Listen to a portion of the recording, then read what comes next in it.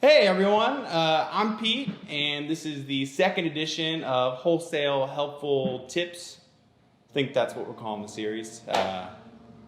Anyway, Adam can correct me later if I'm wrong. So today we're going to be talking about back flushing and cleaning your espresso machine. It's a great intro. Did you bring a snack?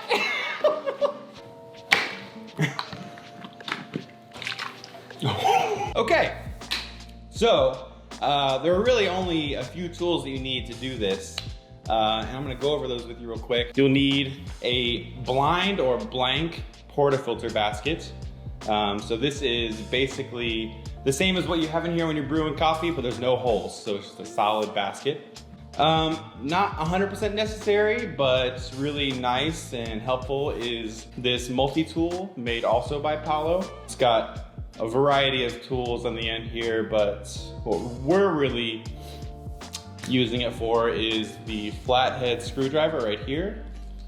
And that's pretty much it. You can also use it to wedge out your basket from your portafilter. Also not super important, but most importantly, you're gonna need some sort of cleaning products. They make specific detergents and cleaners for any coffee equipment, so you're not gonna put any sort of generic soap or anything onto this equipment. We use a coffee cleaning powder made by Ernex.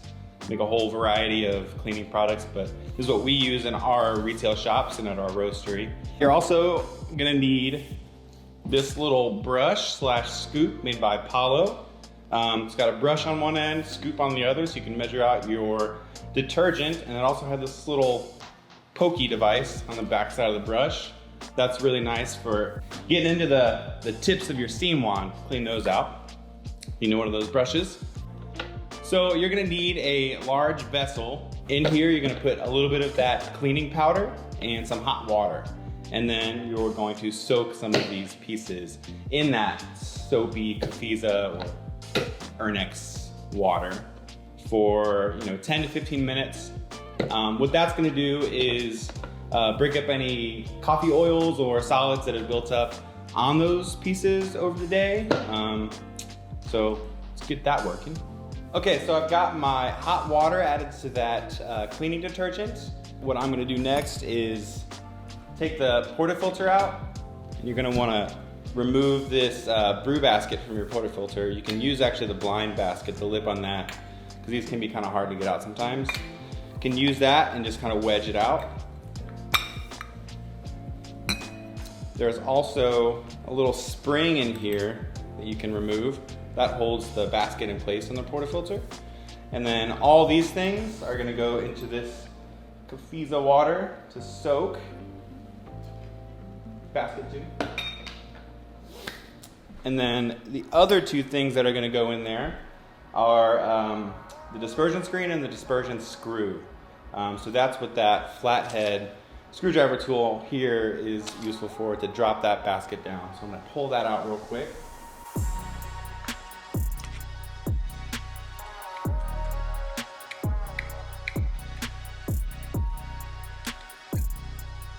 Cool, so I don't have much feeling in my fingertips anymore, so I can do that without a towel, but it's pretty hot. So I've also found that it can be easier to do if you just grab a clean towel and just with your hand, after you've loosened that screw, screw that out so you don't burn your hand. So then your dispersion screen and also your dispersion screw are gonna go into that water as well to soak. All right, don't tell anyone I told you this, but if you find yourself in a situation where you don't have that multi-tool, you don't have a little stubby flathead screwdriver, you can also use this little spoon. Just take the screw out. Cool, so what you're gonna wanna do next is take your little brush here and really get deep up in here and clean that the group head now that your screen and your screw are out. I'll even actually dip this into that water that has a little bit of Cafiza dissolved in it. Just want to take it, kind of get up in there, all along that gasket on your group head too, clean that. So right now you're really just getting a lot of those solids that have built up over the day on the group head and the gasket, getting those out of there. can even see if you run some water over that brush, you can see some of the solids will come off that. You'll get like some brown water, so you can see actually all the stuff that you're brushing away from the group head. Okay, cool. So a lot of people will just go right at it and start back flushing this group head without the dispersion screen and dispersion screw in place. We don't recommend doing that. There are some risks involved with that, mainly pieces of coffee solids or undissolvable pieces of detergent can actually go back up in there and cause damage to your solenoid valve, which is the mechanism that controls the water flow. So we actually are going to clean off all of these pieces, the screen, the screw, and the portafilter and all of that, put all that back in here before we back flush. So go ahead and do that now. Actually, before I do that, a little tip to not burn your fingers is to run some cold water into this bucket that you had the hot water, so that you can make that water a reasonable temperature and you can reach in and actually grab those things out. So yeah, helpful tip number 55. So a helpful tip when you're putting all this stuff back together is the positioning of this screen. I've seen some people put these in backwards. You want to make sure that the lip is facing up. Big holes up. So then I'm just gonna screw this in by hand. Like I said before, can be kind of hot up there. So if you want to use a towel, that can prevent any burning. But like I said, I can't feel anything in my fingers anymore. So I just hand tighten and then grab my trusty multi-tool and tighten that. So now that we have our screen and our screw tightened back into place in that group head, now we can back flush. Like I said, that just to prevent any solids from getting back up into your group head, causing any damage further into your espresso machine. This can be very expensive repairs. Cool, so the next step is to take your blind portafilter basket and put that into your second portafilter, or if you have an extra portafilter, you can just stick it in there while you're soaking both your portafilters in that water over there. And you're gonna add a little bit of that detergent to your blind basket. That is where this little scoop comes in handy. So I've got about a dime, maybe a nickel-sized amount of Cafiza in the basket here. And I'm gonna put that into the group head. Essentially, we're just doing an on-off cycle. So we're gonna initiate the group head, and let me see, is there a timer around? On my phone, timer on my phone.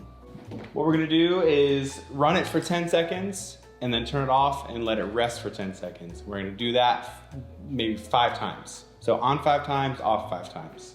Cool, so I finished all those cycles. So basically what's happening is that cleaning detergent is sort of mixing with water, and it's got nowhere to go because you have the blind portafilter basket in. So it's basically just heading back into your espresso machine a little bit and kind of working the valves and cleaning out any sort of coffee residue or oils that might be there after a long day of making espresso.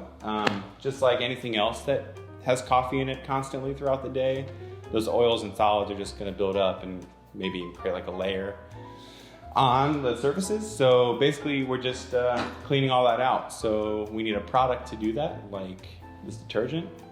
Just water wouldn't be enough. So like I said, I ran that cycle on off 5 times each. So I'm gonna go ahead and take my portafilter out, dump that out. And I like to give it really solid rinse. And then because all that stuff just had that detergent on it, we're gonna wanna rinse all that away, because you don't want your coffee tasting soapy, or you don't wanna drink that because it doesn't taste good. It's probably not good for you. So I'm gonna do the same thing this time, but without any cleaning detergent. Just water this time, on off 5 times each.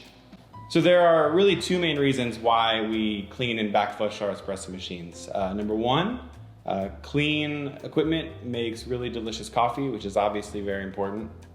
And number two, clean equipment means healthy equipment.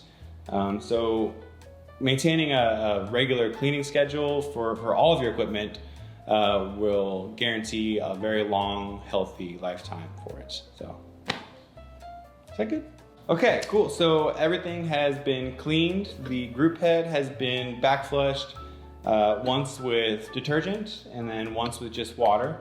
So I'm gonna take out my blind portafilter basket and replace that with the brew basket.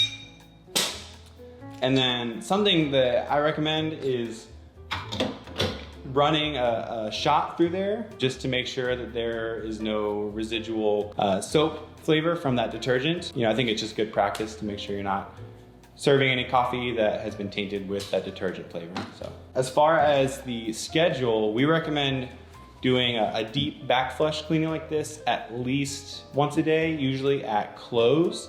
So your closer usually is gonna be the one doing the back flushing. Depending on the volume of your business, you may wanna consider doing a midday cleaning. So if you're really busy in the middle of the day, you could, you know, pop in your blind basket and back flush with no detergent, with just water. Could be beneficial to the coffee you're serving. Yeah, pretty much it. Cool, so I hope that this video is helpful to you. If you have any questions, you can definitely ask us in the comments or send us a direct message. Or if you see me walking down the street, just ask me about back flushing or email. Any way really that you can contact us, feel free. You can call me. Do you want my home phone number? 513. And you should go back and bleep all that stuff. Anyway, that's it. Super simple, but very important piece of serving great coffee. Stay dialed. Little jab at Chris Baca. Don't put that in there.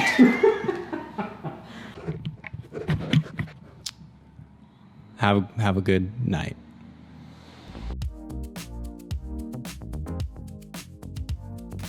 Cool, so I hope this video, did I say help?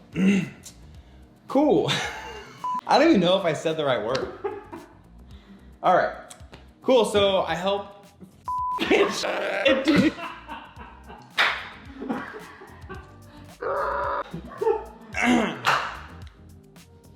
you gonna have. Cool.